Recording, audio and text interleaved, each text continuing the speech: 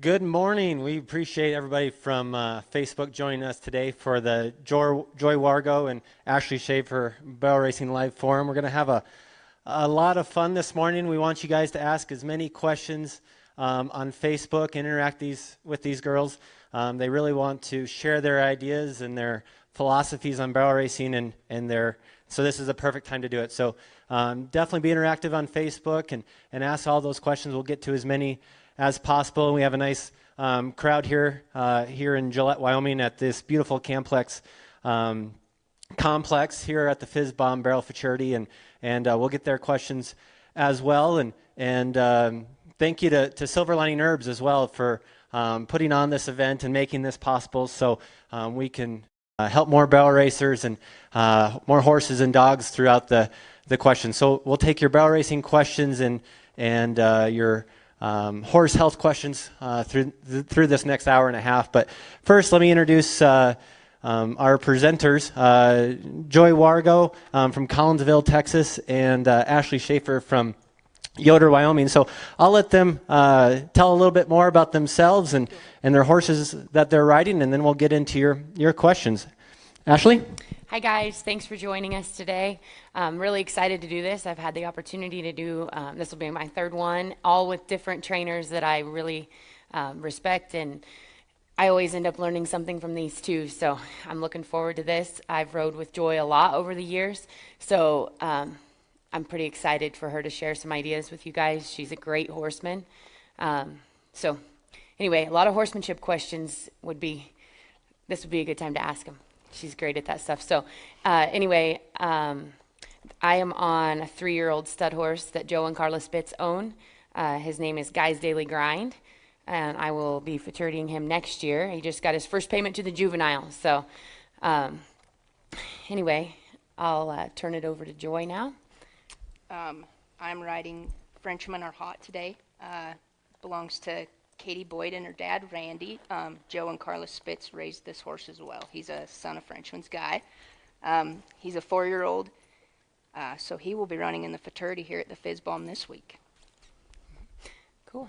Well, very good. So we asked everybody to submit some questions a couple days ago, and it seemed like there was a theme that people were wondering about, and it's kind of the schedule that the horses need to be on, especially for people that are just getting into the futurity world and stuff like that. They're like, where does my 2-year-old need to be? When should I start them at, long yearlings or early 2-year-olds, or, where do I expect them to be at, 3, 3.5, 4?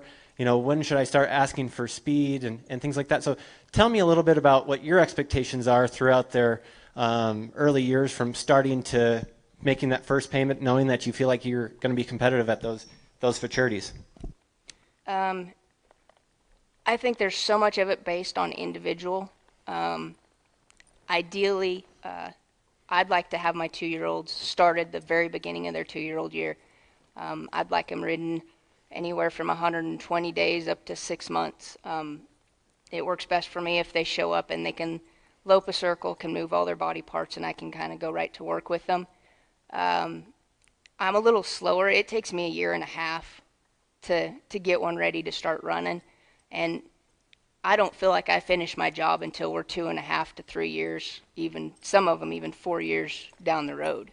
But I'll start mine on the pattern as soon as they're riding around well enough that I can move body parts and lope small circles, place them where I'd like them, and then I'll start on the pattern, and I usually work them probably 2 or 3 days a week on pattern through the end of their 3-year-old year.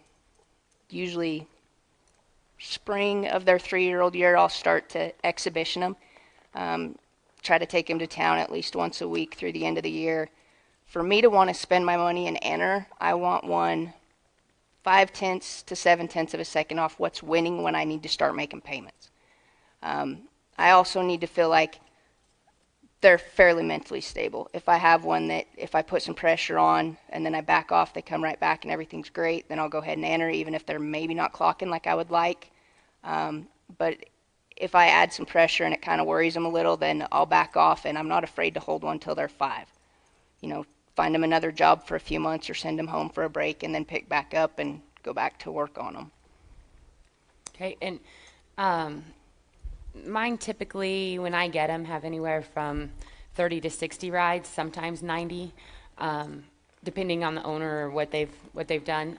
But a lot of times, if they're really green, I really like the way that my husband trains a horse. So if he hasn't broke it to ride, a lot of times I'll give it to him for 30 days, and he'll put a month on it and get it really riding around the way I want. Or I'll take it and I'll ride it for a while, and I'll kind of make that decision if he needs it. And sometimes he can even just ride him for a week. Like I said, my husband's really, really handy and knows what I like, so he can usually get him to do those things pretty quickly. So I typically, like this horse, he's going to run in the juvenile. I got him in February of this year, and I think he had about 50 or 60 rides on him then. So I felt like I was a little behind the 8 ball, but he is a really good-minded stud, and he kind of has that want-to attitude, and I think that he'll be ready. So up here where I'm at, it's harder for us to get him on the clock, and you guys can relate to that up in this area, because a lot of the places that we go, the exhibitions aren't on the stakes, and we don't have as many futurity trainers, so we can't necessarily compare to what everybody else's futurity horses are doing. So I don't worry a lot about the clock. I have them to compare to each other, I guess. Like this weekend, I went to Torrington. There was a jackpot. I went all 3 days, and I took colts all 3 days, and I just kind of compared them to each other.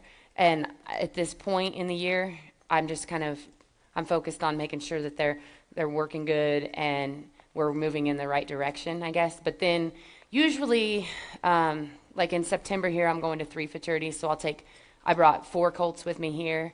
I'll take 4 to the next one, 4 to the next one. I bring a different group of colts to each of them. And I can kind of start to see where they're at as far as clocking. But I haven't worried about the clock until, usually October and kind of some in September, I'll start to think about that. But like I said, I typically ideally, I want to have a full year to train on them, because I just feel like, ideally even longer than that. But what I run into is you still have your colts from the year before, and you start getting the colts for the next year, and it's a room issue more than anything. Otherwise, I would probably ideally take them the fall of their 2-year-old year if they're going to run as 4-year-olds. But I don't always have room for that, so then I take them usually right after the BFA, and then I have them until they run in the BFA that next year. So both of you kind of spoke about getting your horses to move their body parts and things like that. So elaborate a little bit more on that. Like when you're starting to put a horse on these barrel horse on the drills or on the pattern, what are you wanting, or how well are you wanting those body parts to move? And you kind of demonstrate that a little bit. I want mine soft in the face. I want them to know how to move their shoulders. I want to be able to move their hip underneath them, out from under them. I have kind of 3 basic spots I like to put a leg. If I hold an inside leg and squeeze with my calf at the front cinch, I expect my horses to get soft in their rib and round up, because I don't shape them a lot with their face. If I push in the middle of their rib, I expect them to get off of that leg. And if I push back behind the back cinch, I expect him to move his hip there away from me. If I want his hip pushed back the other way, he should. If I lay my leg at that front cinch and squeeze, he should shape around it, even though I'm not pulling on him much. I expect him to be able to shape around it with his rib and then reach and move forward and extend his stride. They need to be able to lope a circle for me. If I get a 3-year-old in that we're going to run as a 5-year-old, they're typically a lot more mature, a lot stronger, and I can usually go right to pattern work just because they're physically more able to do some things. A lot of times with my 2-year-olds, I'll have to spend some time loping small circles to start to get them strong enough to be able to go around a barrel like I expect one to. But I like my horses to be really physical in a turn and really use themselves correctly. So there's times it takes me a while to build the muscle and the strength to be able to work a barrel like I'd like. Yeah, same thing. I want to be able to move all those body parts. The one thing I want to touch on with that is what she was saying about how she doesn't want to shape them with their face. She wants to use her body, her legs to get the shape that she wants. And I totally agree with that. Like, if I want a horse to, even to break at the poll, I don't just sit here and pull on their face. I'm going to use my legs and kind of squeeze and get them to round up through their back and their rib cage, and that makes it a lot easier for them to break at the poll. They kind of do it more naturally. Same with if I want a horse's nose, I'm going to use my inside leg. I'm not doing much with my hand right here, but he's just giving me his nose because I'm laying my inside leg on him and he's soft through his rib cage. So then if I want him to step across, all I have to do is lay my outside leg on him and this outside rein, and he brings his front end across. But the thing that I think is so good about that is if we have him extremely broke to our body, we can use our bodies more in our turns and less hands, because every time that there's a brace or an elevation in a turn, you're losing time on the clock. So if I'm going through my turn and I've made a mistake and maybe I've got by because my timing was a little off and I have to crank on one, they're probably, if you get them snap like sharp like that when they're going fast, a lot of times they're going to pull their head away or they're going to brace or elevate, and that's going to cost you time. But on mine, a lot of times if I get by a little bit, I can just really turn my body and lay that outside leg, and they'll bring their front end across, and it doesn't cost me nearly as much time. So even though I've made a mistake, I can still shut the clock off because there was no hesitation there. So Another thing along with that body position, to me, there's a lot of girls that are really handy. They have a lot of timing. They have a lot of feel. I'm not one of those girls. I have to work really hard to be able to ride one at speed. And I don't think very well going fast. So the more I can start, even on my 2-year-olds, and instill in them that, you know, as I go around in a circle, if I lay this leg, I expect him to move up and forward. Now, I don't have to change my hands, but if I look over my shoulder, he's going to come around because I changed my hips. Just the change from me looking over my shoulder, you know, my shoulders are going to come this direction. The rest of my body follows. My hips and my legs go as well. So that starts to create a muscle memory in me and also in my horses, and I don't have to have the same kind of timing that a lot of these girls have. I'm just consistently the same over and over and over again, day in and day out. And it makes really solid horses when I'm done because of it. But it also makes going fast a lot easier for me because I don't have so much to think about. And I don't have to have the same kind of really catty coordination that some of these guys have. yeah, that's what I always tell people. Like, if you can do it the same when I'm walking through the pattern, trotting through the pattern, loping through the pattern, I do my body position the same as I do when I go fast, so that it's muscle memory for me and so that my cues are consistent for my horse. They have no doubt about what I'm asking them to do. You know, they know that when they get to this spot and I sit, they need to rate. When I get to this spot and I turn my body, they need to bring their front in because they did it at a walk, they did it at a trot, they did it at a lope, you know. So it's that consistent cues are extremely important. And that's easier said than done. I think human nature always was wanting to change and get better, and so it takes a lot of discipline to stay that consistency. Do you guys have to really remind yourselves to be consistent even today, or is it you guys been veterans of it for so long that it's a little bit easier? No, I have to remind myself. I have to remind myself some, but I feel like the thing that made the most difference for me is I've rode futurity horses for a while. I started out riding my own, and I only had 2 or 3 horses, period. So I had a normal daytime job, worked, 9 to 5, come home, ride my horses. And when I was able to stop doing that and I started riding full time and I spend all day riding, I changed immensely, I think. And it's all comes back to butt and saddle time, and it doesn't even matter if it's the horse you're running, just consistently doing the same things more hours of the day, I think helps. Yeah, I always say, like, know what you're asking your horse and why.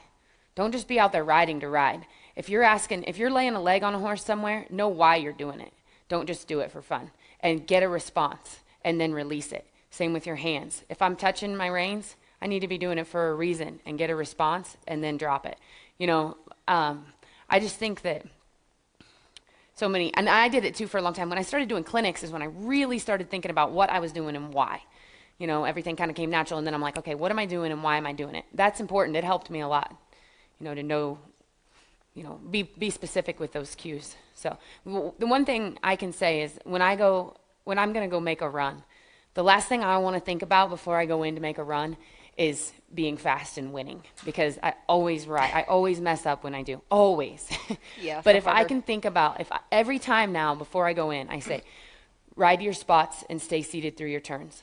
Because on my horses, and it goes back to, depends on the way you've trained yours, but on my horses, this means go forward, this means rate, okay? So if I'm 3/4 of the way through my turn or halfway through my turn, and I want to be fast and I go like this, my horses run out of their turn every time, because that means go forward to them, okay? So I have to tell myself, ride to your spot. So I look at my spot and I keep my hips square and ride to that spot. And then I turn my body and stay right here, not back here, but not up here. I'll stay right here until that horse's front end has come and they've left to go to the next barrel. And when they leave to go to the next barrel, that big explosive stride that they take out of there, that's going to bring me forward with them.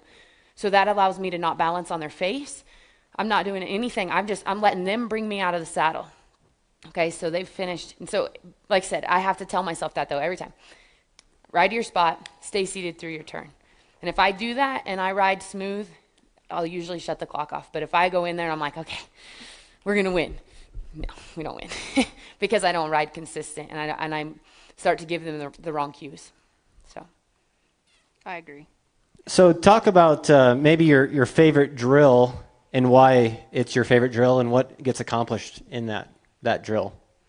I would say Joy and I probably have, I don't know if I would call it a drill, but we have something that we both do that we do probably the most. Almost every time I go to the arena, I ride down my dirt road a lot, so I don't do it every day, but every time I go to the arena, I do this.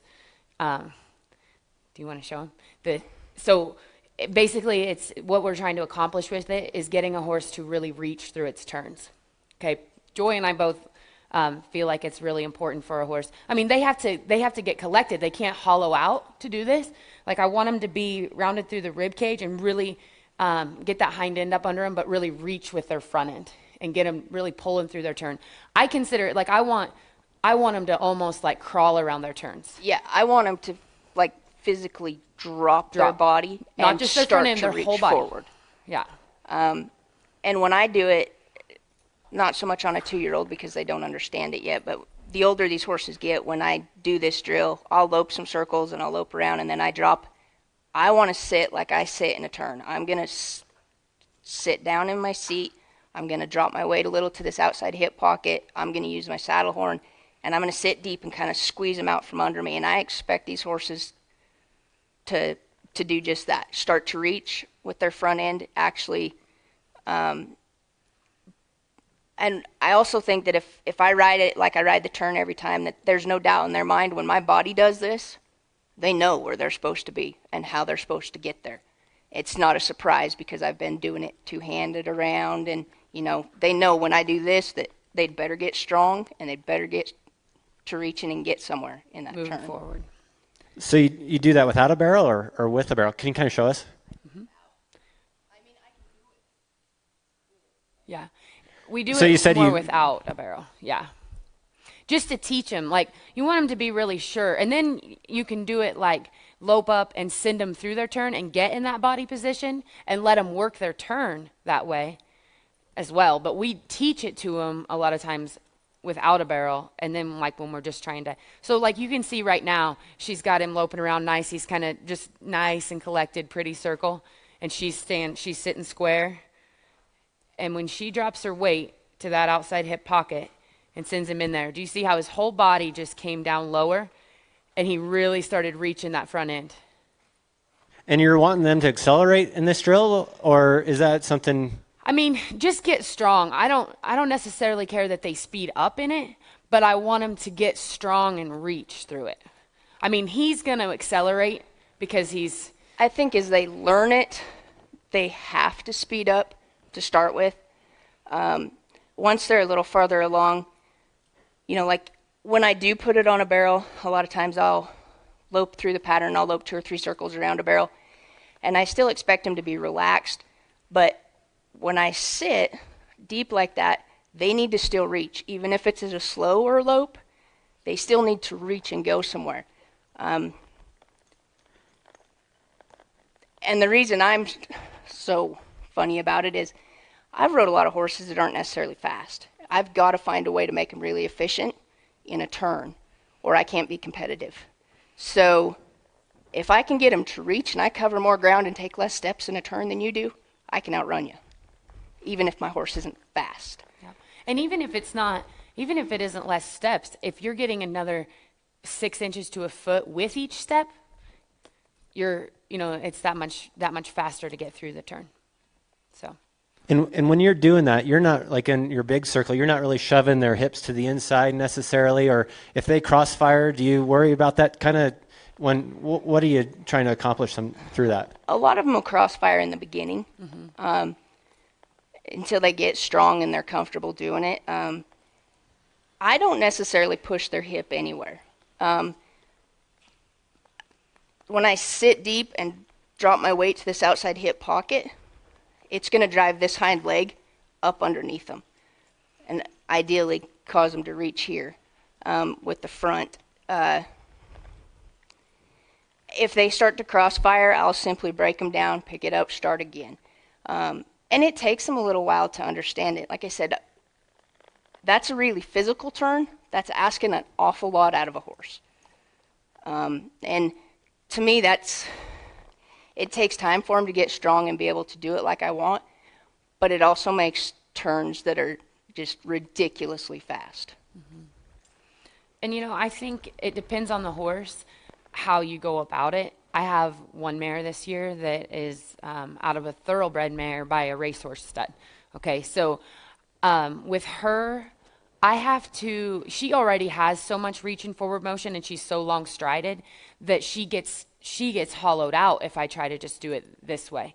A horse that's got a lot of natural collection and runs more collected than her can do it the way that we're showing you. On that particular mare, I have to kind of draw her to me, but I still do this. I still want her to reach through her turn, but I can't just like pitch it to her because she just hollows out. So, like I said, I think that you have to adjust it a little bit depending on the kind of horse you're talking about. And that's one of the biggest things I feel like when you're riding the colts and we're on a time frame. They're all individuals, and we can't put them in this cookie cutter form. There's times we have horses that want to be a little more front endy. I can spend time and try to teach them to carry their front end elevated and to stay off their front end. But inevitably, when we go fast, they're still going to lock that front end, swing their hip around. Now, I'm okay with that. It's not my favorite thing. But when I slow work, I'm going to compensate for it. I'm going to make sure that I ask them to get up and move out and around a barrel and to stay moving forward so that I can get 2 or 3 runs out of them without having to come back and put them back together without hitting barrels. Because if I have one that locks that shoulder and we lose forward, if I ever sit down too early, which most of us do when we're going fast, it's really hard to ride them deep when you're going fast. That way, if I compensate enough going slow, I teach them to move forward through the turn, and it works when I go fast. Exactly. It's like I don't want to change a horse's style. Their style is their style, and they have to learn how to. And that's why what we were talking about earlier with this drill. A lot of times, like I'll lope my horses up there, and then I'll pitch them away. We're just loping. I'll pitch them away. I'll go to the horn just like I was going through a turn, and I'll send them through their turn because I need to kind of feel that out for one, what their style is going to be, and I have to just try to make their style as effective as I can. Okay, because I can't change a horse's style. I can just, help that horse, become the best that it can. So if I can teach, basically what happens is if every time I do my slow work on the barrels, I'm placing every foot. I have this horse shaped and I'm holding it and I'm placing every foot. And then I just expect this horse to go run the barrels. So when I'm going slow, I'm helping it. And then I pitch it away when I go fast. This horse is like, whoa, where are you? I need you. I don't know what I'm supposed to do. So I think that there has to be this perfect balance between extremely broken, responsive, and being able to place it where we want it, and making that horse resume responsibility for itself. And one question that I get a lot is, do people, they don't want to blow their horse up because they don't want to go too fast too soon. Well, to me, that's what blows a horse up, is going too fast not going fast enough soon enough. So all of a sudden I've placed every foot on this horse for a year and a half, and now I have to compete. So now I need to just like pitch it away and we have to go fast, and it has no idea what it's supposed to be doing. Okay, so we have to build on that throughout the year. So like, I don't do it just by going fast though. I'll lope up and then pitch it away and say, here, you do it. And expect that horse to be able to, you know, have its feet in the right place and do those things without me placing it. If they struggle at that point, well then you go back and fix it. Yeah. And you add a little more, and if they handle it, fantastic. If they kind of start to fall apart or things get a little wild, you just back up, slow back down. Yeah. How do you guys add the speed? Do you just, to start off, make your first barrel faster and coast through the rest, or make your third barrel faster and coast at the beginning, or a little bit faster throughout the whole pattern? How do you guys go about adding speed? I try to keep it consistent through the pattern myself. But I think a lot of mine kind of pick their own speed. Like when I start, you know, it's usually pretty wild and they struggle quite a bit. But as time goes on and it starts to get fun and they start to figure out how to place their feet and get around a barrel, it doesn't take them very long to start getting pretty explosive, trying to get out of one and get somewhere. And then it becomes like a big game. And it's fun. They kind of want to try harder and they want to go a little faster, and I'll let them do it as long as they can handle it. And like I said, if it starts to get a little wild and we get a step by here, a step by there, well then I'll bring them back, slow them down, make sure they're correct. But I probably once a week give them the opportunity to try to be faster. yeah, me too. And kind of let them build on it as time goes. Now, this time of year on my 3-year-olds that are supposed to run in December, I'm working at, I'll send them to the first pretty hard and try to keep that same momentum all the way through the pattern, because to be competitive, you're going to have to be able to call on them. Mm-hmm. But at the same time, there's still a balance too, where we've been loping maybe through once or twice when we go exhibition and then go fast, and we're kind of to the point now that we need to go fast the first time so that we're ready to come December when we're running for real. And then if they're not quite correct, then I'll come back and fix it after the fact. Yeah. Very good. So these 3 and 4-year-olds and 5-year-olds, they're getting a lot of pressure on them. Ashley, what are some of the silver lining tools that you use to help your horses help with that pressure? One thing, I've used Keep Cool on quite a few of them. The ones that I don't feel like are going to handle, you know, just the little bit hotter horses. I think it's nice because it just kind of takes the edge off without taking any of the. I want my horses to be pretty fiery and pretty much craving it, you know. But ones that are going to be just a little too hot, I think it just is nice to take the edge off. Also, when I got here last night, I brought 4 3-year-olds that haven't been hauled much overnight. I've hauled them just to exhibition them in town and stuff, but I haven't stalled them a lot. I gave them all a little LCR. Just it helps maintain those acid levels. So I'm going to give it to them every night while I'm here and just kind of try to keep that stuff leveled out. So, and I give immune support, obviously, to everything. Perfect. So you're kind of talking about your workouts, and it sounds like your horse's workouts are pretty physical. When do you quit that workout? Once they do something really good once, or is there kind of talk about how you quit a horse? I want to quit on a good note. Yeah, and I'm not one to like drill and drill and drill. If they've done it right, you know, each direction or whatever, that's good enough for me. I guess it depends kind of on what my goal was for the day. There's times that if they try, even if it's not exactly what I was looking for, I'm done, because they're giving me the effort. There's other times, you know, if I expect them to be slower and relaxed and quiet, well, then I'm going to work them until they relax. A lot of times, if they lope through, if I had intended to slow lope the pattern today and he lopes through good the first time, I'm done. Me too. I might not have rode him 10 minutes. I might have warmed him up and come to the pattern and lope through. He was good. I'm going to lope 3 or 4 strides out of the third barrel. I'm going to get off. I'm going to uncinch him and pet him for a minute until I feel like he's kind of accepted what we'd done for the day, and kind of wait for him to chew or take a deep breath, and I'm done. kind of that making the right thing easy and the hard thing or the wrong thing hard. I totally agree with that. If they're having a great day, I'm not going to punish them for it. If it's been 10 minutes, I'm not going to go, oh, I haven't rode him long enough. No, he's been great. I'm going to reward him for that. Now, if he's terrible the next day because I was too nice to him, some horses don't take that kind of kindness very well, then he might get rode really hard that day, and I might be like, everything I ask for, I expect it, and I expect it now, and it's not a mad thing. It's not like I am going to win this thing. It's a respect thing. Like, you're going to respect me, or you're going to do what I ask you to do. And I don't want my horses to work because they are scared of me or because they have to. I want them to run the barrels because they enjoy running barrels. I want them to crave it because I feel like they need to have that, or I can't be competitive. Exactly. Barrel horse things especially, like they have to want that. Yeah, it's too tough.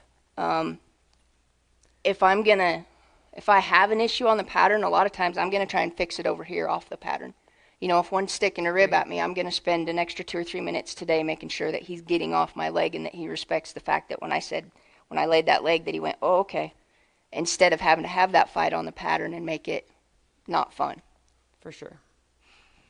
So can you guys show us and kind of explain how you introduced the pattern originally and how you'd warm up, you know, for that workout with your horse there?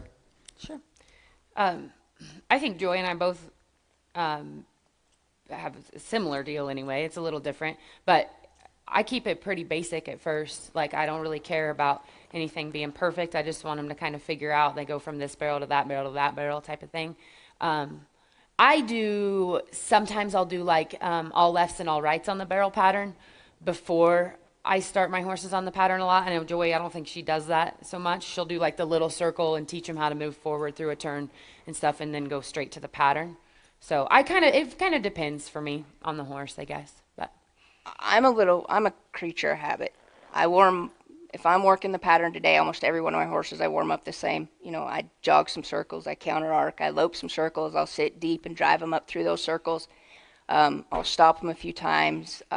One that like this horse is strong in a turn, I'll work him down the fence a little to kind of help make sure that he understands how to set an inside hind and how to get out of it. So like doing rollbacks into the fence beforehand, you kind of do? On a few of them.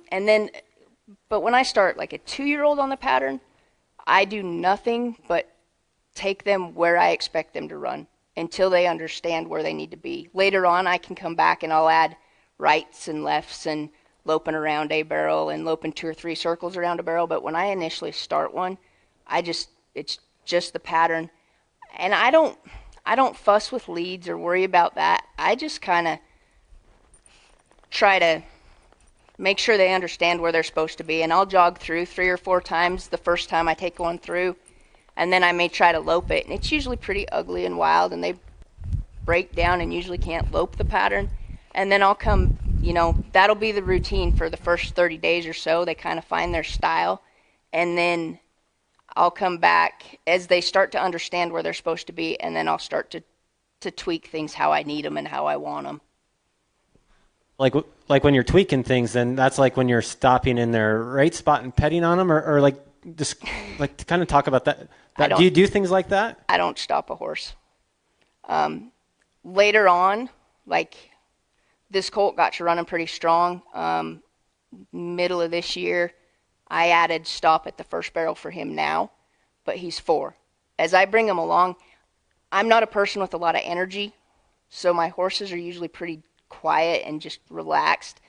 Ashley has a lot more electricity, and hers will move a lot more forward. If I start to stop mine, I have a really hard time getting them to be able to lope around a barrel. Like, I can't keep them forward. So I usually wait until I need to add rate into them later on.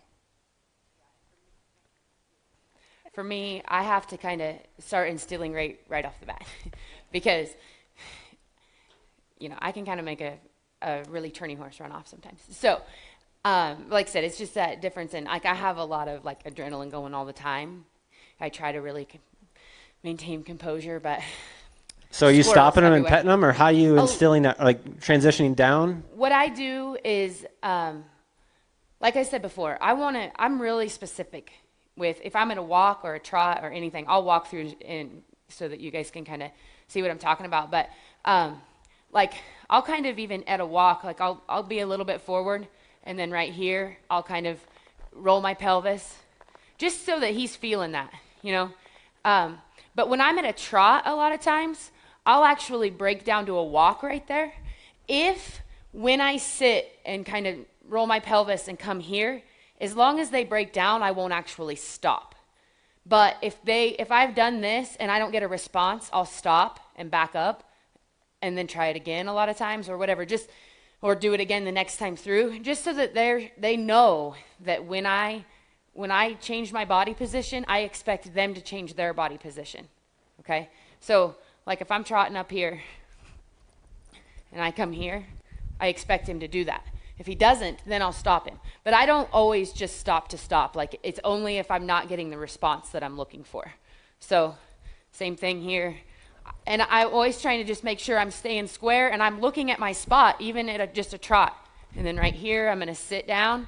And all I did there is just kind of sat and rolled my pelvis and brought my hands back to me a little bit, and he just melted down. Well, that's the exact same way that I rate a horse to go into a turn. So, you know, he's very sure that when I do that, he needs to, you know, kind of, and the other thing is, if I do that and they dump when I do it, that's not okay, because I don't want them to dump and lead with their front end when they go into their turns going fast. So I want them to do it correctly. I want them to kind of pedal down and have their butt under them and all that. But if they dumped, then I'm going to stop them, kind of pick my hands up, back them up, and make sure that they are not, you know, pulling against me when I go to stop them. So then all of a sudden, like a problem develops on the second barrel or something. Are you going around the first barrel and going to the second barrel, or you just skip first barrel and go to second barrel, or because I see people that are having troubles with like second barrel and they keep going around that first barrel, but first barrel is fine, but they're getting drilled on the first barrel. So how do you do that?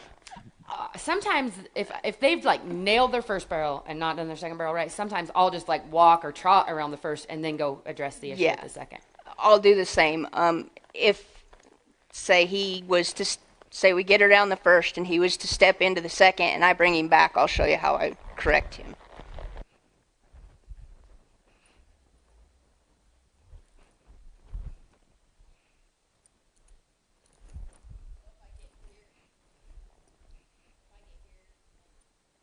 He's done something wrong, then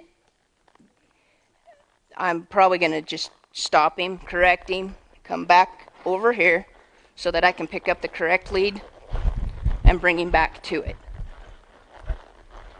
You know, and if he's correct, then he gets to go on to the next one. And if he's not, I may just stop him and wheel him right back around and come right back over here and start again. And I'll kind of stay right there on that. I don't want to create a problem on the first if he was doing it correctly. I don't want to make it, you know, like Ashley had said, make the right thing easy and the wrong thing difficult and a lot of work so that he doesn't want to go there again. What about lead change coming out of the first? When do you worry about that, or do you ever worry about that? What if a horse is, you know, wrong lead around second and third and is doing good? Like, kind of talk to me about lead change a little bit. I know a lot of people feel really differently about this, but when I had said earlier that I struggled in the beginning, I didn't ride that good. I would cause a really big issue at the second because I was trying to push them into a lead with this, you know, my outside leg and get them to switch it, and I actually would cause them to step into it. And when they're farther along, like obviously this one's 4, he's running, I may lope around the first, break him down, pick up the correct lead, lope over here, and do the second. On a younger one, on a 3-year-old, I want the correct lead as I go to the first. But when I kind of send them around the backside of their turn, my horses tend to pick it up as they leave. They switch right there when they make that big move and drive out of their turn. If they don't, I don't worry about it. I send them over to the second, I'm going to let them work it. If it's really difficult for a horse to turn in the wrong lead, and it's really difficult for them if they're going faster. unless they're a phenomenal athlete, which if they just flat can't do it, well then there's times I'll go have them checked with the vet, make sure we don't have some kind of issue, that there's a reason why we cannot change leads or why they're unable to do it. But for the most part, I'll make the wrong thing hard. I'll lope them around that barrel in the wrong lead. It's tough. They get body sore.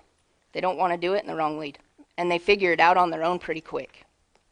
Yeah. And if I'm like slow loping, I ride down my dirt road enough that I usually, like I said, I don't do it on the barrel pattern. I don't teach them how to pick up a straight line lead on the pattern itself, because I think that can be really difficult for them. So I try to have them, because I ride down my dirt road all the time, what I'll do is I'll long trot like to the top of my hill, and then I lope a while, and then I'll let them kind of pick up whichever lead they want when I first start loping, and then halfway to my next spot I'll break them down and I'll make them take the other lead, and it just teaches them a straight line lead change. So then on the pattern, if I'm going slow, like if I'm slow loping about 3 strides out of the first barrel, I'll break them down and make them take that other lead. But not until I've already taught them how to do a straight line lead change, because I don't want to have to fight with it on the pattern. I don't want to have to lope a little circle to get them to do it or push them into it. I want them to be able to go in a straight line and pick up their lead, not fall into their lead. So I work on that stuff first. But if I high lope through the pattern, or if I do what we were talking about earlier, where I lope up and let them work their turns, I don't worry about leads at that point, because they'll go into it. But if I'm slow loping and it's a controlled lope, I think it's really hard for them to switch leads on their own, so then I'll break them down and make them switch. So that's what I do. And later on, I don't worry much about, like on an open horse, when I break through in the alleyway, They're going to figure if I'm on out. one that I'm willing to pay money to enter, they'll figure it out before we get to the first barrel. They know where they need to be to make the corner. Yeah, I prefer if they take it, but if they don't, I'm not going to like pull them up and try to make them take it, because they're gonna switch. So Talk about like asking for that speed coming out of each of your barrels, and how, like in the practice pin, how you dictate that, or you just kind of let your horse do that, or because I see some people, I feel like, that are taking away some run from their horses because they are pulling it up and worrying about correctness a little bit. One of the drills I do, and it's kind of backwards of how everybody wants to rate as they go into a turn. A lot of times I'll lope my horse to a barrel and sit down and go to smooching and really drive them through the turn, expect them to be quick and snappy and strong. And then if I have one that's kind of a hard runner, I'll let them get a stride or two out of the first, and then I'll kind of gather them up so we're not running out of control. And when I get to the next barrel, I'm going to sit and just send them through the turn. It seems like mine kind of get excited about wanting to go fast on their own at that point, and they start to really try to get out of a turn. I agree with that, and I think that's one thing. Like I'll almost never pull a horse up like right out of a turn. If they want to make that big explosive move leaving it, I let them, and then I'll pull them up. Like gather them again, I guess. But that drill that we were showing you guys earlier about just like getting them to really move forward and reach, that'll kind of get a horse wanting to really drive out of their turns and have that explosive move. It does, especially if you've loped, and if you do that drill, understand that it's very physical, and if a horse hasn't been doing it, you'll get them sore if you do it 20 circles at a time. Yeah, don't expect them to do it like he just did the first day. I mean, if I get 2 or 3 good circles out of one, then I'm going to kind of roll my outside hip like I would leaving a barrel, and they're going to square up and drive out really strong.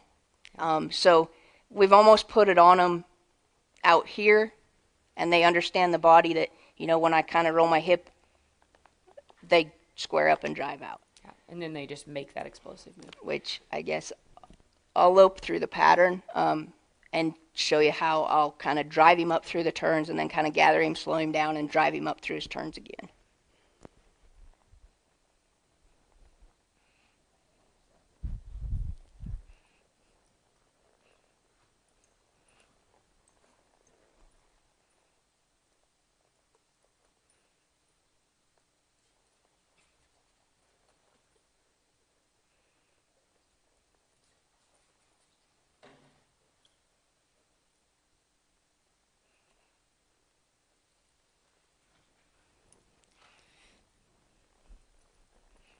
How awesome is that? So if they can do that at that speed and you are confident, I always think that that gives the horse and you so much confidence. Like, I want to get on him and run him. But I'm just saying, like, if he can do it at that speed, he can do it going fast too, and he's sure of what her body's going to do because she just rode him through her turn exactly the way that she's going to when she goes fast. And it gets him strong in his turn, explosive leave in his turn.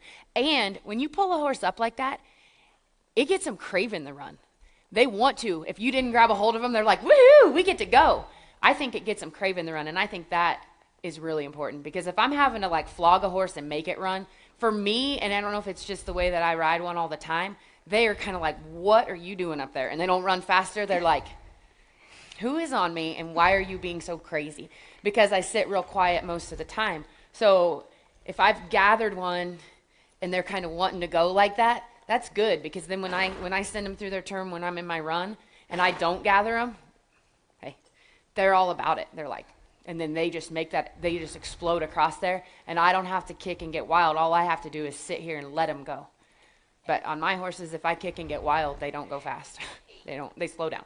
You know, and a minute ago I told you that I've got some faster ones now, but starting out, I rode a few more that were kind of straight cattle bred because that's what I could afford to buy, you know, from some of the reiners or cutters in our area that weren't going to make the kind of horse they needed to have to futurity. And they weren't so much fast, but if I could get one strong and quick in a turn like that and to drive out of it, and even if they're not fast, a stride later they're running as hard as they can run, they're effective. So I think that's where a lot of my horses are fast. They're not necessarily AAA kind of fast, but you can't hardly beat them out of that first stride out of a barrel. And it keeps it fun, I think, too. Mm-hmm. And then I'd expect this horse to be able to come back, and I should be able to lope the pattern, and you should be able to stay quiet and relaxed. And that's going to be the balance to where they don't just get crazy and silly. That's the thing. I think people, you know, I'll teach people about this in my clinics and stuff, and then a lot of times later they'll come back and be like, well, it started like diving into its turns and getting in a hurry. I'm like, no, there's a balance. You have to come back from it. Okay, you can't just do that every time you go through and expect them not to, you know, get too strong. You have to come back and make them do it right, you know. And if my horse wants to do that, if my horse wants to get in like that, I'm happy with that. I want my horse to crave the turn, but I also want my horse to be under control. So I'll lope around it like she's doing until that horse gets soft and supple and lets me just lope around the turn.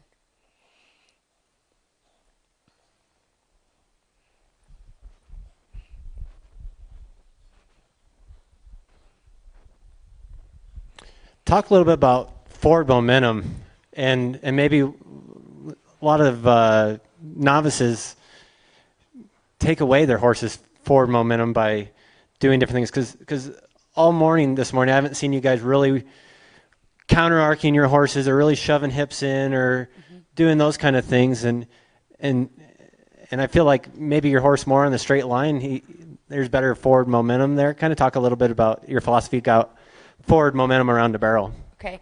One of my biggest keys, something that I always preach to people is fluent forward motion. And kind of like I talked earlier, I want that fluent forward motion because if there's that brace, elevation, hesitation, those kind of things, it's costing us time. So I really want my horse to just like keep that good fluent forward motion and move forward and drive through its turns. The other thing is I want straight lines in between the barrels. I think, you know, obviously the fastest, you know, or the shortest distance between two spots is a straight line. So I want to look at my spot and I want to drive square to it. And when I get there, I expect my horse to be, it's almost like a train track effect. Okay. I want wherever his front feet went, I want his hind feet to go too. I don't want any of this like shoulder out here, like funky stuff going on. Okay. Because in my opinion, that's costing us time. If it can be a nice, smooth, kind of a train track type of deal, I feel like it's the most effective, in my opinion. Obviously, there's a lot of ways to win and a lot of different opinions on that. Same thing, I don't want, like if the shoulders clear out here and the hips clear in here and they're kind of like doing this funky deal around the barrel. My horses, for some reason, if I've done a lot of shaping, it's like I feel like they want to drop in even harder. But if I can just keep that. Well, and like you said, there's a million ways to do it. There's so many different styles. There's so many different ways that it works. For me, it comes back to be a better horseman. Go learn this stuff. Go ride with your cow horse guys or reiners or cutters or another discipline that understands how to work the body parts and how to move them. For me, I want a 4-wheel drive turn that 3/4 4-wheel drive and 1/4 slingshot. I want that first 3/4, I want them soft in their rib cage, because if they're soft in their rib cage, they're soft in their face, which means they're not bracing against me and wasting time and steps. They're not getting on their front end. And if I can lay that leg and he gets soft and I don't have to shape him, which this horse is obviously too short from front to back to shape. If I have a big long horse, I can shape him and bend him and do some other things, but this one's not physically able to bend in half to get around a barrel. So if I lay this leg and I can get him soft in his rib cage where he wants to give his face without me having to crank it around to my knee, because when I do, look at his hind end falls out of gear when I do that on this particular horse because of how short he is. If I can push him up and around a turn, he still stays soft, and if he's soft in his rib cage, he can continue that forward momentum through a turn. And if you have forward motion through a turn, you're hard to outrun because you're not wasting steps. There's no kind of hesitation in any of the parts. And like Ashley had said, if I start to fuss more with having his head and not his entire body, they start to fall out in their shoulder, which, same thing, you lose that drive and they're not going anywhere. Yeah. So the more time I've kind of spent riding with others and learning more about how to actually make their body move and how to work my body with my legs and different things like that has made a tremendous difference in how effective they are in a turn for me. Well, like this horse, for example, when I first started him on the barrel, he naturally wanted to be really round. And there's a few people in this crowd that have rode with me. I'm not a round person, okay? I don't do a lot of like shaping and making them really round, okay? But he just naturally wanted to do that. Well, I was like, well, I guess he's just gonna kind of have that style, and I just kind of worked with it. But then when I started going faster, when I would get him on the backside of his turns, he would just like, his shoulder would float out. It just drifted over here. Instead of him following his nose and bringing his front end, he'd just kind of go here, and then he would come, and it was really slow. So I had to work a lot on just keeping, like if I ask him to follow his nose, I don't want him to stick his rib cage. I want him to stay soft, but I expect his front end to follow his nose.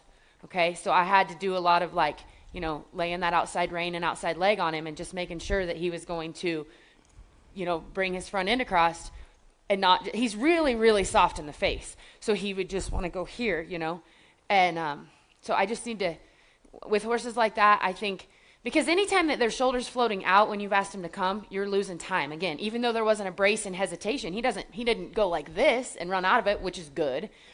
But I also can't have him stall either. Okay, so I really worked on making sure that his front end came when I laid this leg on him. And now he does it really well, and it's all good, and he's working a lot better. So, like I said, and if it was the opposite and he's throwing it at me, then I have to work on softening it. Now when Ashley goes fast, instead of having to worry about laying this outside leg, because she'll sit the turn like this and rock her weight to this hip, when you drop your weight to this hip, this leg lays. Mm-hmm. So you don't have to think about it. When you look up over your shoulder, this leg automatically brings them through their turn as you roll your body. Yeah. And the thing is, it was doing that before, but he wasn't broke to it. He wasn't responsive enough to that move. He didn't understand. So like right now, you can see that I'm not doing anything with my inside rein at all, but my outside rein is laying on him, and I have my weight pushed right here, and he's bringing his front in.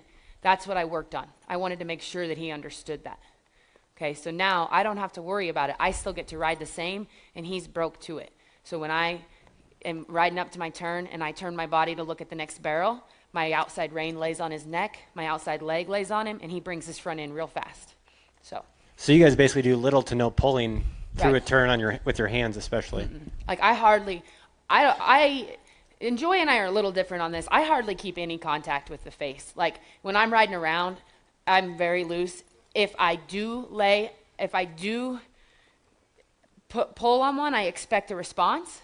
You know, I want them to be soft and supple, but I want to do it all off of my body pretty much. So like when I go up into my turns, I sit down, like I'm here, and then I go here, and my hands, I don't physically pull my hands, but when I go from this position to this position, my hands move a couple inches, and my horse rates down, and then then I just kind of go here, and I just hold here. I don't really necessarily pull, but then when I turn my body to look at the next barrel, you can see that my hand comes here.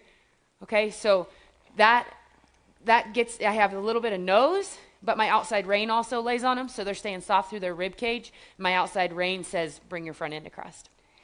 So I tend to, not necessarily purposefully, but I'll balance on the reins more than I should. So I have contact a lot more than I mean to sometimes. I don't feel like I pull really hard on one in a turn, though. Same as kind of Ashley had said. I feel like as I go into my turn and I commit to the turn and I start here and I look over my shoulder, I don't pull any harder, but my hand comes. Because when my body rotates, everything else comes, whether I reach down and pull harder or I don't. But that also puts me in a position, if I need to pull harder, I've got a lot of reach. Like I've got some room, which I guess hands. Can I jump on that for a second? A lot of people ask about hands, and I see people doing this and pulling, like trying to get them horses bridled up, and they keep their hands real low. Well, a lot of times when we've got our hands down here, we've tilted our pelvis forward, we're on their front end. If we weight their front end, we just threw 120, 50 pounds, whatever, over their front end, it's more difficult for them to pick it up and move it. So the more I can stay back on my butt and kind of keep my hands in a nice box right here above my saddle horn with my arms with a 90-degree in them, bent at the elbow. From right here, I'm very physically strong. If this horse wants to pull on me, I can really pull back. If I kind of want to pull out here, I don't have much. But from here, I'm really strong, and I can stay really balanced in my body. So if I have to get a hold of him, I've got a lot of reach here, and because I'm balanced and still square and have my center, I'm physically very strong. right. And if I'm out here, if I'm pulling out here to get a horse to turn, one thing, I only have this much. If I need more, I have to lean to get more. Which also puts you over the front end. And right. in our world, on our horses, that meant go back to the run. And sometimes I do we that float them out of the turn. Yeah, I'll be like, oh, we're going so fast, and we're at the third, and I'll do this. And I don't necessarily bring my hand out here, but I'll go, and then they go over here. So I stay seated and come here, and they just bring their front end across. So it's important, those little cues. And I see you guys are both riding with split reins. Do you typically ride with split reins, and what's the objective of split reins for you guys? Mine depends on the horse. Yeah. This one's a stud, and because he's a stud, I terrorize him a little bit more than I do some of the others, because I expect, because studs sometimes don't behave like they should, I'm a little bit ornerier with him. I make him behave a lot better. I make him ride around a lot better. And I feel like if I have my split reins, I can change so many things on how far I reach and how much I've got here or there. If I need to help motivate him, I can. I have a lot of horses that I ride in the reins that I run in, and they're fairly short, and I don't do much else. So it's individual for me, I guess. Just depends on what I'm riding. I agree with that. Like, I love to ride in split reins only because if I want to have a lot of rein and do something like, this, I can. If I want it. The other thing is that's really nice about split reins for me is if I'm riding two-handed, I can be here. But if I want to go down and ride one hand, I can shorten my reins up a little bit, and I still have outside rein contact, okay? Because if I'm riding in my barrel reins, like the reins I run in, and I have them long enough that I can ride around two-handed, and then I want to go to one hand, then I don't have any outside rein. And I use my outside rein a lot. I neck rein my horses a lot. So that's what I like about split reins, because I like to ride around two-handed sometimes and ask them to bridle up. And then I want to pitch them away and ride around one-handed sometimes. And if my reins are too long, I don't get the neck contact that I want. And how Ashley talked about neck contact, like I said, I'm really weird about consistently the same. If I want my horse to understand that anytime a rein contacts his neck, he better get off of it. And that means, if I'm reverse arcing him, that inside rein is touching his neck. He knows to get off. At the same time, if I do this and this one touches, he better step away from it. So I try to make sure that I don't ever really keep both reins off, that anytime I have his nose one way or the other, the one I need him off of is touching. Right. And actually, Joy taught me that one, because I used to, really if I wanted to counter arc, I really got their nose and did it like this instead of, and she's like, why don't you lay your rein on his neck so that he's moving off of that pressure? I just had him moving off of my leg pressure, not my rein pressure. And that that was 2 years ago she showed me that. And it made a really big difference for me. When I started counter arcing, I didn't care as much about having a ton of nose. I just wanted him moving off of that rein pressure. And it really helped me, because what's good about that is if I'm going into my second barrel and I've sat too early, which I'm the queen of, if my horse is broke to that, all I have to do, I'm like, oh no, I'm committed now. And I've already gone to the horn, so I can't pull outside rein, which I shouldn't anyway on mine because it's not a good thing. So if I drop my outside rein and I've gone to the horn and I'm too soon, all I have to do is lay this rein right here, lay my leg on him and push him forward, and I can get that step. Because I've worked and worked on getting my horses to do this. If I lay this rein, I expect them to move off of it and take another step. And it has saved me multiple times. So. And I think it helps later too, transitioning the horses, because like I said, I know my life changed a lot when I went from riding a couple a day, an hour or two a day, to 10 hours a day. And earlier on, I couldn't run my top half and my bottom half at the same time. Like if I tried to move my hands, my legs did the exact opposite, and my legs were usually stronger, and that's what won. So I would think I'm picking him up here. In reality, this outside leg is saying, hit over here. Which I see so often. A lot of it. So one of the things that helps us do is a lot of the times, some of these really nice horses, the people that can afford them, have their business all the time. They're so busy working, they don't have time to ride. So I can't expect them to be able to work everything the same as I do when I spend 10 hours a day on a horse. So if the difference in being able to ride one is this much, that makes their life a lot easier. And what it does is it makes my horses easy to win on once they leave me. And that's a big deal. It's hard to change the way you ride when you start to get different horses in. And, if I've made it really easy and all you got to do is pick up a hand, the transition and the success for those people on those horses later comes so much quicker, and it's so much easier that it's a really big positive. Yeah. How do you guys determine what barrel you go to first, right barrel or left barrel, and when do you decide to try to switch that, and how do you do that transition to switch from right barrel to left barrel or vice versa? I start all of mine to the right.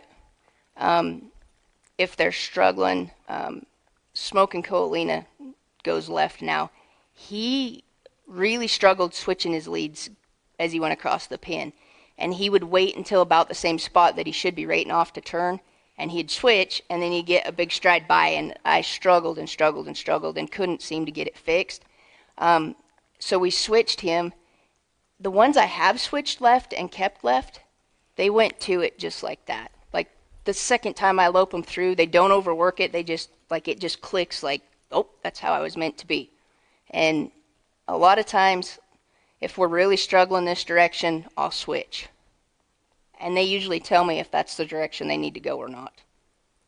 I agree. Same thing. One thing I'll touch on that, though, is I kind of feel like my horses, because I feel like they're really working off of my feel, so they know that this means rate and go straight, go to your spot, and then turn. I don't know that it necessarily matters which way I go, but if they have a direction that they turn significantly better than the other, or a direction that they're a lot softer, I'll a lot of times want that to be my two barrels. So I'll start with if they really want to stick their rib cage and have a hard time turning to the left, I'll have that be my first barrel. Because the other thing with that is, I think the first barrel is the easiest barrel to turn. You can make it as easy as or as hard as you need to, depending on how you come into it. Like the second barrel, in my opinion, is the hardest because they have that one extra step.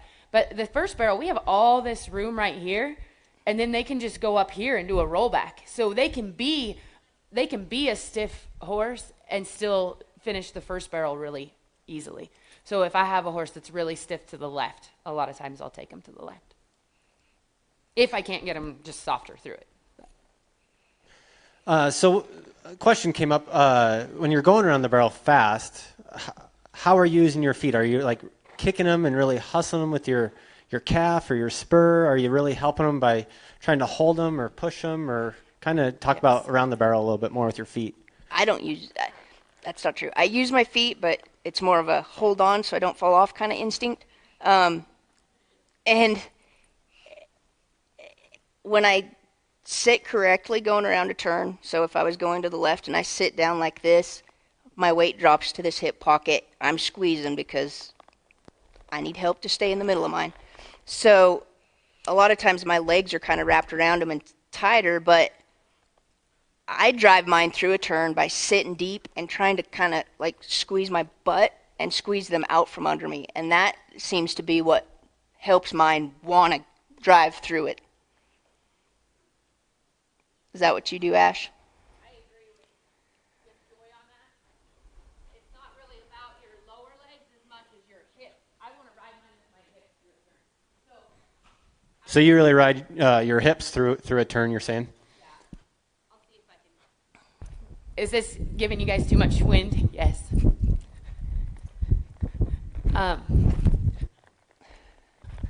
You can just talk for me. So I'll bet she's going to just lope around for a minute so you can kind of just see a normal circle and just kind of sit in square so that horse. So if I'm just loping a normal circle, my hips are square, and I'm actually going to move around here. If I want him to come into a smaller circle, I'm going to use my hips to do that. Like, if I want him to come in tighter, my hips are turning in the direction I want him to go. So it's really your hips that are making the turn. You're not even really using your calf or your spur necessarily. I actually am, right now I am using my calf a little bit just to make sure that he comes around.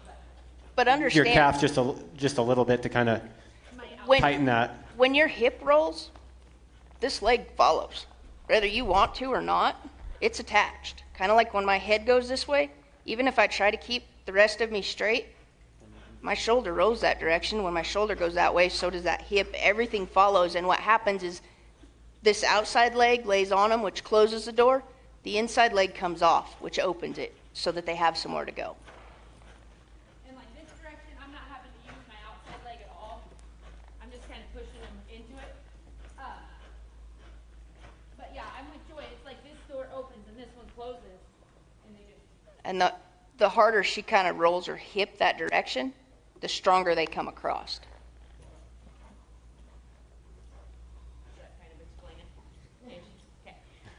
So as you're starting to future these horses and they're getting a few races underneath them, their anxiety for the run is probably increasing. Talk about like how you time only one, or like when do you stop time only? Because like at like these bigger ones, you time only the day before, and then the next day you gotta run, without giving an exhibition beforehand. So how do you prepare them for that, and how do you deal with that anxiety when they start to kind of get a little anxious for the run? I've started, like my 3-year-olds that'll run in December. Last week we started at home preparing to go fast the first time through. So what I'll do is I'll start it at home. I'll get on, I'll warm them up just like I would at the barrel race, and we'll run the barrels. And then, like I said, if something wasn't quite right or I need to adjust something, I'll correct it. Usually not at speed, but I'll slow them back down, correct it, and maybe later this week we'll do it again. And I'll send them through hard again at home. And my hope is that if I do that consistently once or twice a week for the rest of this month, the 1st of October, we're going fast first trip through in public. I don't expect them to be great the first time I do it because, it's another first time thing. And hopefully, as long as I'll send them through the first time and have one more exhibition after to where I can correct anything that didn't go quite like I wanted, they'll be ready by December to understand that every time we come down the alleyway, we're going fast the first time. And then I don't feel like there's so much anxiety because they know what to expect by that point. We've spent 2 or 3 months going fast the first time through. And if I have one that gets anxious or worried, or I use it for me as much as I do my horses probably, but if I have one and their heart starts to race and they kind of start to get tight, I'm going to get quiet, and I'm going to work really hard on getting myself to get quiet and to relax my body so that they can relax. And one of the things I'll do is I'll say the word breathe out loud. I'll take a big deep breath. I'll let it out, relax my body, and then I'll spell it out loud. And then follow it again by another big deep breath and letting it out. And until I get that horse to relax, I'll continue to do the same thing, try to quiet myself so that my colt can stay quiet and relaxed. So we don't have so much adrenaline that they just kind of run crazy. And I have to really focus on this because, like we talked earlier, I have a lot of adrenaline. Like I'm always a little bit more, I have a lot of internal energy cooped up. So that's why you order so much Keep Cool from Silver Lining, exactly, right? it's for me. So I have to really, focus on that, especially before I run my futurity horse and KR Last Fling. Those two mares can really, really sense your energy, and they're so fast and so free to go to the run. They're both really turny, but if I am thinking about winning or going fast and my adrenaline's going, it's a disaster. Okay, so I have to tell myself, what I do for those two is before I go in, I take a deep breath, and I usually kind of get deep in my saddle and just I can literally feel the energy leave. And I will slouch, and I know that's really bad, right, Stacy? But if I'm sitting upright and like this, then a lot of times I've got too much energy, and I have to kind of slouch down and take a deep breath. And I actually literally tell myself, this is an exhibition, or this is a run at home. And I just envision a smooth run that they've had just cruising through at home or cruising through in exhibitions. Okay, and if I envision that and I just think about being smooth, they will usually go out there and work really smooth.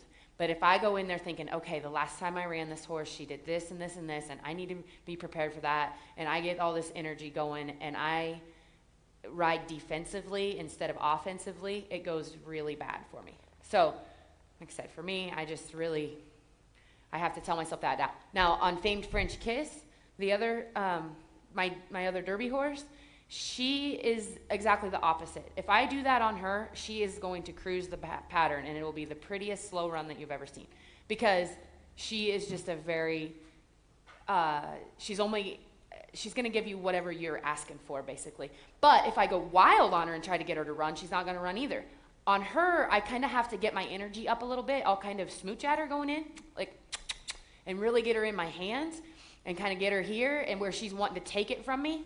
And then when I let her go, she rockets through there and she runs the pattern. And then I don't have to kick or get wild on her, but she's felt my energy and she knows that she's supposed to go fast, and then she does. But like I said, if I keep her really quiet and I stay quiet like I do on the other two, she just kind of cruises in there quiet. So I think another thing that's important when you're running the younger horses, especially colts, is to ride with confidence. Even if, like she said, individually based, if one needs more energy or less energy from you, but to be confident in where you're going, how you're getting there. You can't, and I think if we've rode a lot of open horses that are older and finished, we have this bad habit of all of a sudden we get to town and we pitch them away and expect them to work. And they're not sure. So if I come into the arena to run a horse, I'm going to be sitting square, looking where I need to go, and riding with confidence to that spot there, so that my horse runs with confidence. If I'm kind of iffy and worried and nervous and not sure, I get a lot of that reflects directly out of my horse, and will duck and dive on the way to a barrel and things like that. So I think it's important that, it's not necessarily wild and crazy and try to be fast, but it's being really confident and trusting the training that you've put in these horses for the last 6 months or a year or 2 years. One more thing I want to touch on real quick with exhibitioning, because I ran into this weekend. It was one of the first times I've gone somewhere and there's been writing on the barrels. And, That's fun, isn't it? right. So I'm going up there to them, and these horses are like not wanting any part of it.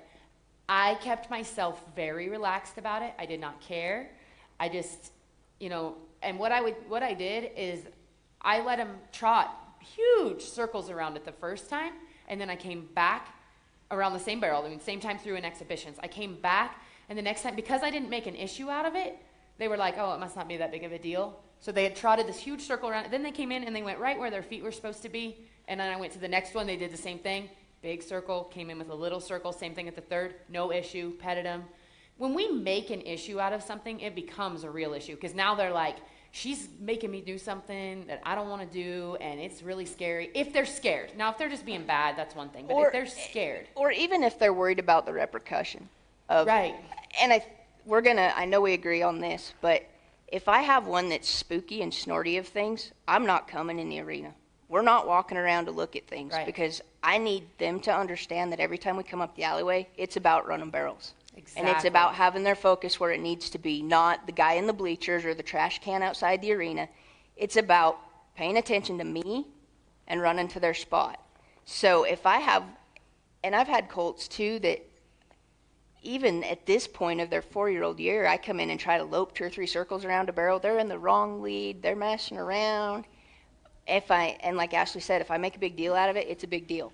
If I know I have one of those, I just kind of, laugh at it, you let it go, and the next time through, go fast. Yep, exactly. The faster I go, the better off I am. On those colts, I trotted them through like that, and I still went fast my next run.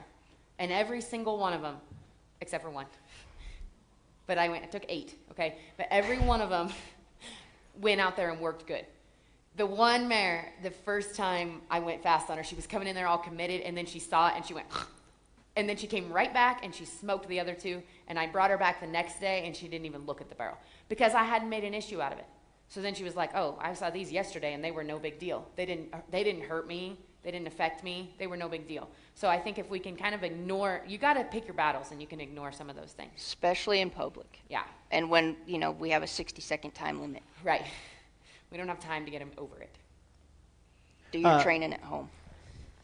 I had a question from the audience about horses that want to stay on the barrel too long. How do you address that to get your foot position, your hand position, your body position, and help them come off that barrel so they can get to the next barrel?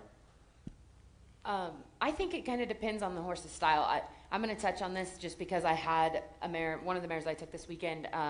I've been struggling with her a little bit, and I discovered this weekend that it's kind of the way that I've been trying to make her work.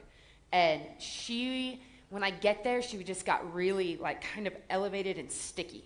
And she is, like I was talking earlier, not like him. It was different. He would come here and not bring his shoulder until I taught him to. But she's more up here, and her shoulder kind of locks up, and then she's very slow in her turn. So I think what you have to do is address what is causing them to be slow in their turn. Are they locking down, or are they elevating, or where's the hesitation coming from?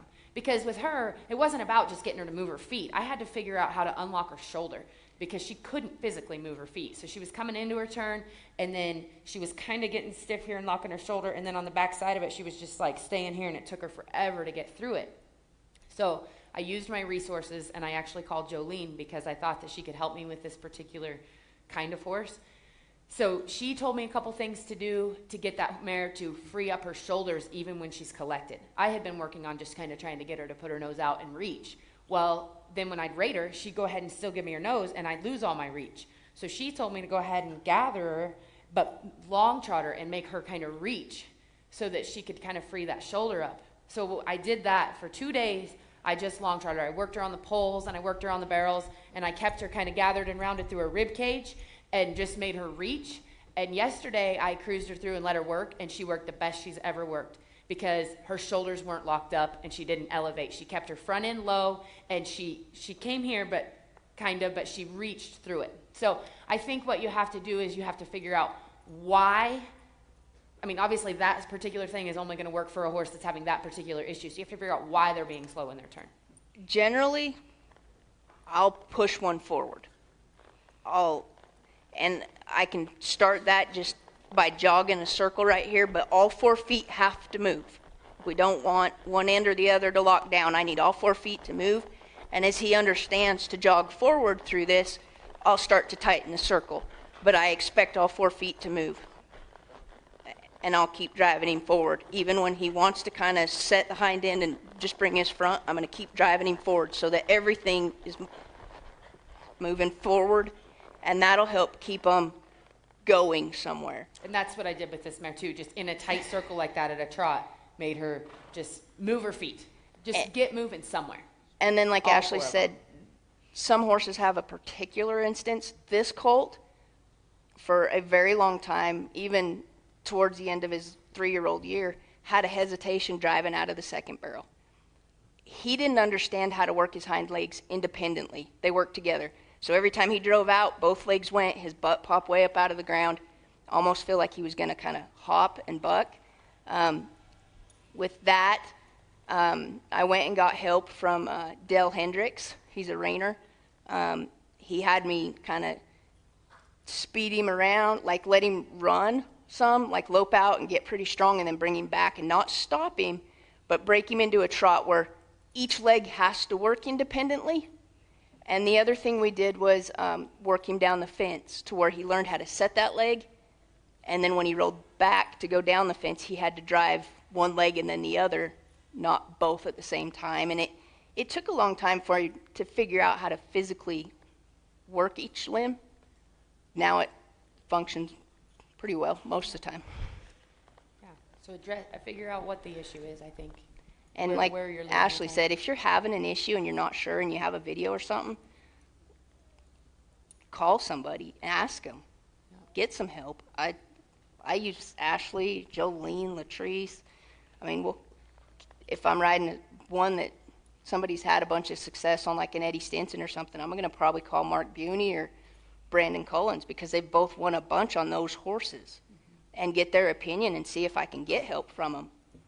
And even if it isn't another barrel horse trainer, just like her using a reiner, use your resources. Find somebody. It's so much of it is about horsemanship anyway. It's not even a lot of times about the pattern itself. The issue isn't coming from something that's happening on the well, it's happening on the pattern, but it's a lot of times something that's going on horsemanship wise.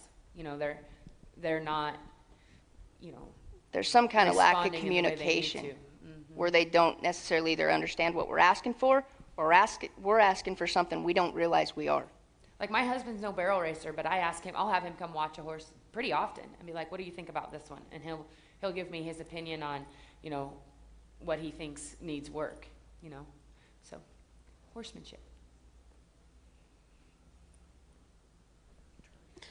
So the question is, like, do you ever like abandon the pattern basically when you're doing your slow work? So you just finished first, going to second, and they're wanting to kind of dive in, and you just like counter arc them, you know, maybe aggressively, and then just go to third and just totally not even go around the barrel.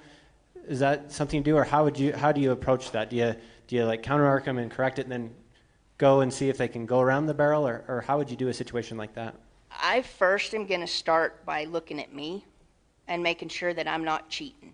And like I know we see it a lot at the second, and a lot of times, you know, as we go faster and we start to get tight, you know, one side's stronger than the other or whatnot, and they start to be cheaty or step in. I'll come back through. If one stepped into the turn, I'm going to come back through, go through again, and make a really big effort on my part to make sure that I stay relaxed and I stay square in my hips all the way to my spot. And if they're honest, then I go, oh, it's me. If they're not, you know, because if we do it enough, it becomes a trained habit, then I'm going to come back and I may lope him up there and try real hard to stay square and just stay square on my reins to keep them correct.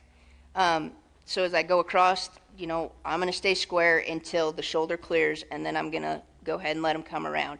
Now, if he still thinks about stepping into me, I will. I'll catch him right here. I'll pick him up.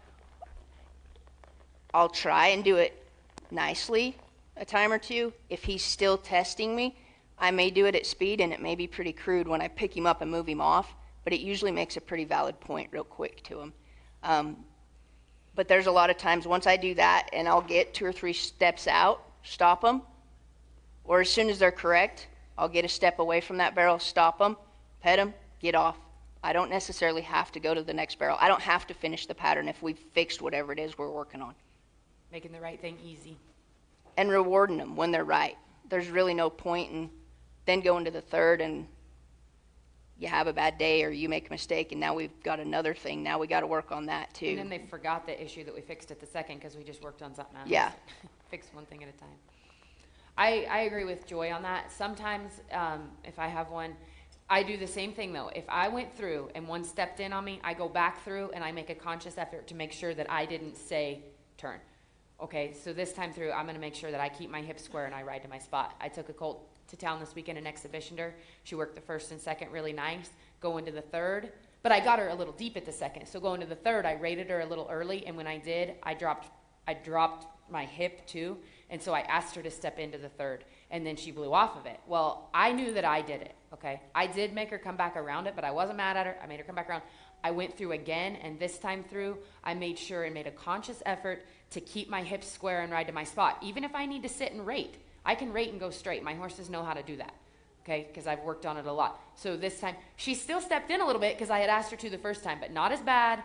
She came back a lot better, and I left it alone because I'm in town. I'm going to fix it at home.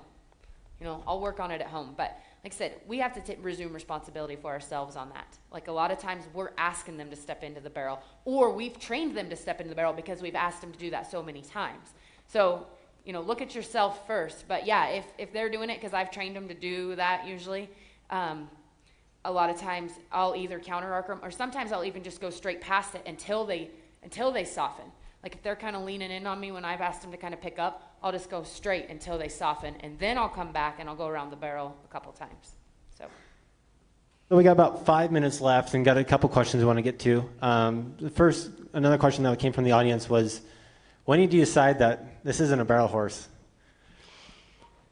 Boy, I think early on in the process of training, like several years ago, I would have tried and tried and tried forever because I owned them usually, and they had to do something so I could get rid of them.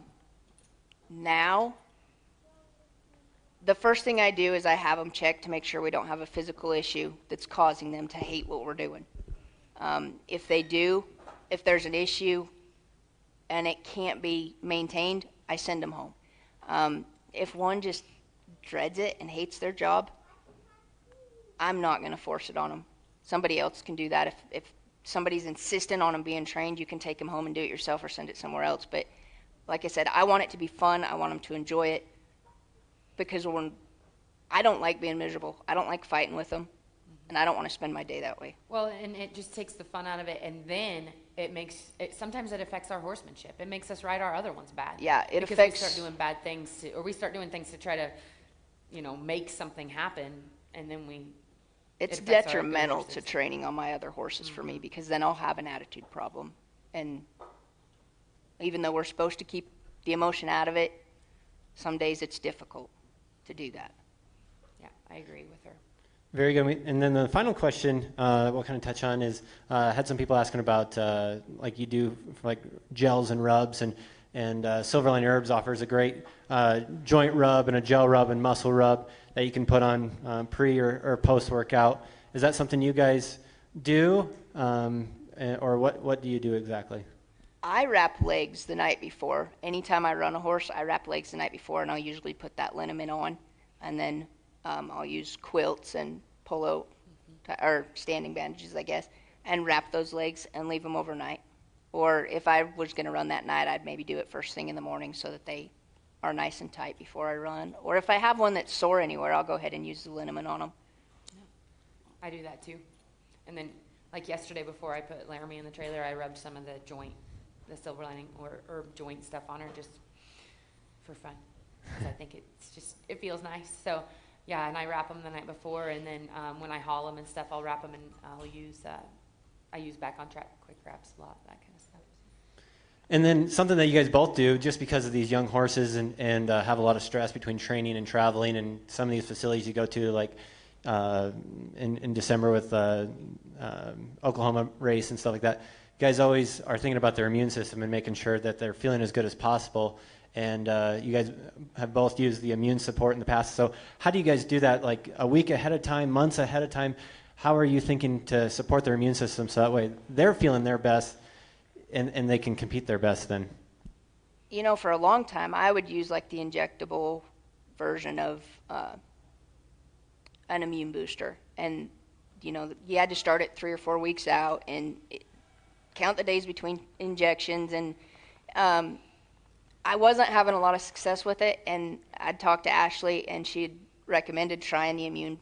And I've gotten to where it seems like every time I go to Oklahoma City, everything gets sick. And I'm sure it's because they have events that are stacked in there year round, and there's so many horses in and out.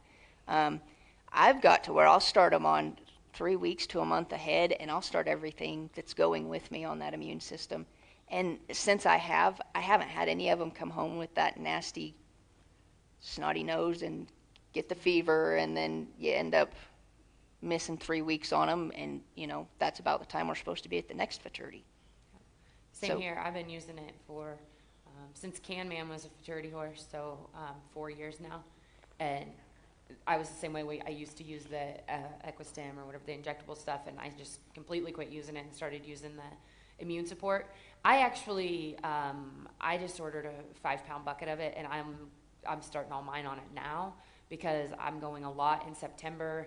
And then I travel a lot in the fall, and it gets so cold up here at night, too, so they're in those fluctuating temperatures. The other day it was 38 degrees that night, 83 degrees the next day. So many fluctuating temperatures, and so I go ahead and start mine on the immune support now, and then I'll also do kidney and liver support this fall. So those are kind of my routines. I've also added the immune booster to anything that we end up treating for EPM. I start on that as well. Mm-hmm. No, that's perfect because the body doesn't want to be sick and healthy at the same time. It can't be sick and healthy at the same time. So if we can do these measures like be preventative with the immune support and actually be supportive and maintain a strong immune system, then they don't come home from the barrel futurities sick or come from the fluctuating temperatures and like the smoke that's in the air out west here and everything. So that's great. We really appreciate the time that you have given us, and we appreciate the people on Facebook and the people here that have asked all their really great questions. We thank Classic Equine for donating the bucket straps to the people that were participating with questions here today, and a huge thank you to the Camplex for allowing us to have this great facility and the great stalls for you guys and having a great event like the FizzBomb. Thanks, Stacy Thar, for putting on a great barrel race, and thank you to Silver Lining Herbs to having be able to make horsemanship and having trainers of your caliber to help more barrel racers and make the industry better. Well, and thank you guys for coming and asking questions, and thank you, Stacy, for this is one of my favorite fraternities. It's always fun to bring colts because you have tons of exhibitions for us, and we get to work a bunch of different horses besides the ones that are entered. And the ground in here is phenomenal today. It is. I was going to say, I've been coming up to the FizzBomb since the first year that I worked for Judd, so that was in 2009.